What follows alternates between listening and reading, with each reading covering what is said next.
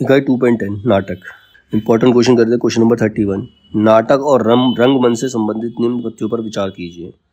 तो इसमें जो सही तथ्य जो हैं वो हैं, अशक का नाटक कैद काफ़ी मंचित हुआ, जिसके प्रतिवर्धित नवीन रूप को बाद में लौटाता हुआ दिन के नाम से प्रस्तुत किया गया।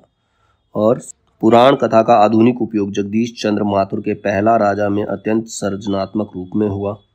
और उसके बाद प्रसाद का नाटक ध्रुव स्वामिनी और भुवनेश्वर का नाटक प्रतिभा का विवाह एक ही वर्ष में प्रकाशित हुए। ये तीनों बातें सही हैं। क्वेश्चन नंबर 32, अंधेर नगरी नाटक के संबंध में निम्नलिखित पर विचार कीजिए। तो इसमें अंधेर नगरी नाटक के संबंध में कौन कौन सी बातें हैं। पहली है, महंत जी गोवर्धन दास और नारायण दास के गुरु थे, ये सही है। अंधेर नगरी का प्रकाशन सन 1881 ईस्वी में हुआ था, ये भी सही है। और इसके तीसरे अंक का स्थान जंगल है। तो ये तीनों बातें इसके बारे में सही है। क्वेश्चन नंबर 33, भारत दूरदर्शन नाटक के संबंध में निम्नलिखित बातों पर विचार कीजिए। तो भारत दूरदर्शन नाटक के संबंध में जो बातें हैं वो हैं, भारत दूरदर्शन नाटक का प्रकाशन सन 1880 ईस्वी में हुआ था।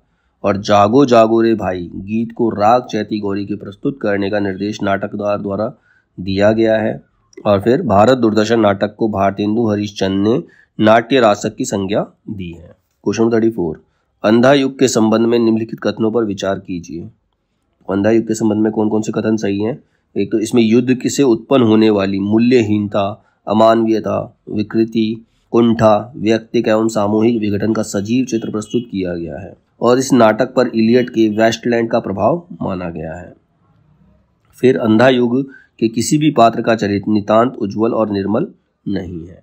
क्वेश्चन नंबर 35, सूची 1 और 2 को सम्मिलित करना। एक तरफ करेक्टर है, दूसरी तरफ नाटक है। एक तरफ नाटक है, दूसरी तरफ करेक्टर है। सबसे पहला अंजू दीदी। अंजू दीदी की करेक्टर कौन है इसमें?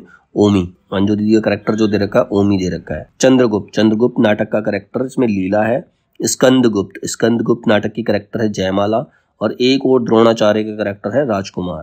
क्वेश्चन नंबर 36, स्कंदगुप्त नाटक के प्रथम अंक में आए संवादों को पहले से बाद में क्रम में लगाइए। तो अब इसको सीक्वेंस में लगाना है। तो सबसे पहले इसके अंदर आएगा अधिकार सुख कितना मादक और सारहीन है। उसके बाद राष्ट्र नीति दार्शनिकता और कल्पना का लोक नहीं है। फिर केवल संधि नियम से ही हम लोग बाध्य नहीं है। शरणागत की रक्षा भी क्षत्रिय का धर्म है। इसके बाद कविता करना अनंत पुण्य का फल है। और सबसे लास्ट में आता है पुरुष है कुतूहल और प्रश्न और स्त्री है विश्लेषण, उत्तर और सब बातों का समाधान। क्वेश्चन नंबर 37, नीचे 2 कथन दिए गए हैं। सिंदूर की होली नाटक में दुखांत परिणति हमें नाटक में आई परिस्थितियों तथा दत्तजन्य समस्याओं को सोचने समझने के लिए बाध्य करती हैं और विचारों में डुबो देती है। और कथन 2 है, सिंदूर की होली अद्भुत गहन गंभीर सामान्य से परे नाटक है। उसके पात्र अत्यंत सहज हैं और स्वाभाविक मनोवृत्ति की प्रकृत भूमि पर विचरते नजर आते हैं। तो ये दोनों कथन ही सही हैं। कथन 1 और कथन 2 दोनों सही हैं। भारतीय लोकतंत्र की आलोचना करने वाला नाटक युग्म कौन सा है? तो भारतीय लोकतंत्र की आलोचना करने वाला नाटक युग्म है बकरी और महाभोज। क्वेश्चन नंबर 39, जयशंकर प्रसाद के नाटकों को मंच पर सफलतापूर्वक प्रस्तुत करने वाले निर्देशक कौन है? तो जयशंकर प्रसाद के नाटकों को मंच पर सफलतापूर्वक प्रस्तुत करने वाले निर्देशक हैं बीवी कारंत और शांता गांधी। क्वेश्चन नंबर 40, भारत दूरदर्शन नाटक में निम्न पात्रों के मंच पर आने का सही क्रम क्या है? अब कौन कौन से कैरेक्टर किस क्रम में आते हैं? सबसे पहले इसके अंदर आता है भारत, फिर भारत दुर्दैव आता है, उसके बाद रोग, उसके बाद आलस्य और लास्ट में मदिरा। क्वेश्चन नंबर 41, निम्नांकित नाटकों को उनके प्रथम प्रकाशन वर्ष के अनुसार पहले से बाद के क्रम में लगाइए। तो इसका जो सही क्रम है वो 31524, यानी कि सबसे पहले भारत सौभाग्य, उसके बाद राज्यश्री, फिर पहला राजा, उसके बाद चरणदास चोर और लास्ट में है बटोही। क्वेश्चन नंबर 42, आषाढ़ का एक दिन में पतंजलि का उल्लेख कौन सा पात्र करता है? तो आषाढ़ का एक दिन में पतंजलि का उल्लेख संगिनी करती है। क्वेश्चन नंबर 43, नाटकों में गीतों के प्रयोग के बारे में सत्य कथन क्या है? तो नाटकों में गीतों के प्रयोग के बारे में जो सत्य कथन है वो है दोहा छंद का प्रयोग अंधेर नगरी और बकरी नाटकों में किया गया है। और महाभोज, आधे अधूरे, आषाढ़ का एक दिन में कोई भी पात्र गीत नहीं गाता है। और स्कंदगुप्त में आ वेदना मिली विदाई गीत देवसेना गाती है।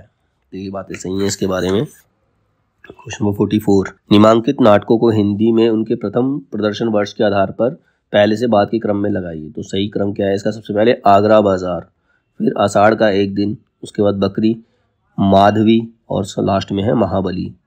क्वेश्चन नंबर 45, आगरा बाजार नाटक का आरंभ किस नज्म से होता है? तो आगरा बाजार नाटक का आरंभ शहर आशोप से होता है। क्वेश्चन नंबर 46, सूची 1 और 2 को मिलाइए। एक तरफ करेक्टर, दूसरी तरफ नाटक। कृपी, कृपी जो है एक और द्रोणाचार्य की पात्र है। किन्नी, किन्नी आधे अधूरे की पात्र है। जमुना बहन, जमुना बहन महाभोज की पात्र है। और कल्याणी चंद्रगुप्त नाटक की पात्र है। क्वेश्चन नंबर 47, स्कंदगुप्त के स्त्री पात्र कौन से हैं? तो स्कंदगुप्त में जो स्त्री पात्र हैं वो हैं देवकी, मालिनी और रामा। क्वेश्चन नंबर 48, यह नाटक इस अर्थ में समकालीन नाटक है कि यह किसी भी समय के अन्याय, अनाचार, भ्रष्टाचार, विवेक शून्यता और मनमाने पर रोशनी डालता है। इस प्रहसन व्यंग के माध्यम से जो कुछ भी कहा है उतना ही अधिक कहने की गुंजाइश भी है। अंधेर नगरी नाटक के संबंध में यह कथन किसका है? तो अंधेर नगरी का नाटक के संबंध में कथन जो कहे थे वो सत्य प्रकाश मिश्र के हैं। क्वेश्चन नंबर 49, सिंदूर की होली नाटक के संबंध में निम्नलिखित तथ्यों पर विचार कीजिए। कौन से तथ्य सही हैं इसके बारे में? इसमें नाटक में वैधव्य की समस्या को केंद्र में रखा गया, मतलब कि विधवा स्त्री की समस्या को केंद्र में रखा गया है। इस नाटक में कुल 9 पात्र हैं जिसमें 7 पुरुष और 2 स्त्री पात्र हैं। और इस नाटक की भूमिका राम प्रसाद त्रिपाठी ने लिखी थी। ये तीनों बातें इसके बारे में सही हैं। क्वेश्चन नंबर 50, सूची 1 और 2 को मिलाइए। एक तरफ नाटक, दूसरी तरफ पात्र। एक और द्रोणाचार्य का पात्र जो है इसके अंदर लीला। स्कंदगुप्त नाटक की पात्र कमला। चंद्रगुप्त नाटक की पात्र अलका। और अंधा युग नाटक का पात्र जो है युत्सु है।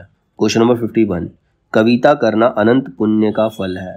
इस दुराशा और अनंत उत्कंठा से कवि जीवन व्यतीत करने की इच्छा हुई। संसार के समस्त अभावों को असंतोष कहकर हृदय को धोखा देता रहा।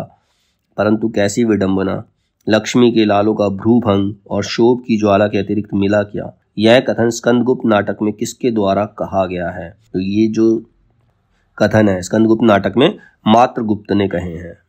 क्वेश्चन नंबर 52, राजनीति ही मनुष्य के लिए सब कुछ नहीं है। राजनीति के पीछे नीति से भी हाथ ना धो बैठो, जिसका विश्व मानव के साथ व्यापक संबंध है। राजनीति की साधारण छलनाओं से सफलता प्राप्त करके क्षण भर के लिए तुम अपने को चतुर समझने की भूल कर सकते हो। ध्रुव स्वामिनी नाटक का उक्त संवाद किसके द्वारा कहा गया है? तो ये संवाद जो कहा गया है वो मिहिर देव के द्वारा कहा गया है।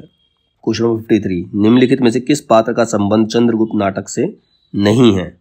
तो इसमें जो जयमाला है, जयमाला का संबंध जो है चंद्रगुप्त नाटक से नहीं है, वो स्कंदगुप्त नाटक की कैरेक्टर है। बाकी एलिस, अलका और लीला जो है चंद्रगुप्त नाटक की कैरेक्टर है। क्वेश्चन नंबर 54, भारत दूरदर्शन नाटक के संबंध में निम्नलिखित कथन पर विचार कीजिए। अब कथन क्या क्या है? इसमें मनोभावों का मानवीकरण किया गया है। इसमें कुल 6 अंक हैं और इसमें ब्रिटिश राज की निर्ममता एवं शोषण का चित्रण किया गया है। क्वेश्चन नंबर 55, अंधा युग नाटक के अंकों का शीर्षकों का कर्म क्या है? सबसे पहले शीर्षक कौन कौन से शीर्षक पहले और बाद में आए? तो सबसे पहले जो उसमें शीर्षक आता है वो आता है कौरव नगरी। उसके बाद पशु का उदय, फिर आता है अश्वत्थामा का अर्ध सत्य, फिर गांधारी का शाप और लास्ट में आता है विजय एक क्रमिक आत्महत्या। क्वेश्चन नंबर 56, निम्नलिखित में से हिंदी भाषा के सबसे पहले खेला गया नाटक कौन सा है? हिंदी भाषा में सबसे पहले खेला गया जो नाटक है जो मंचित हुआ था वो था जानकी मंगल।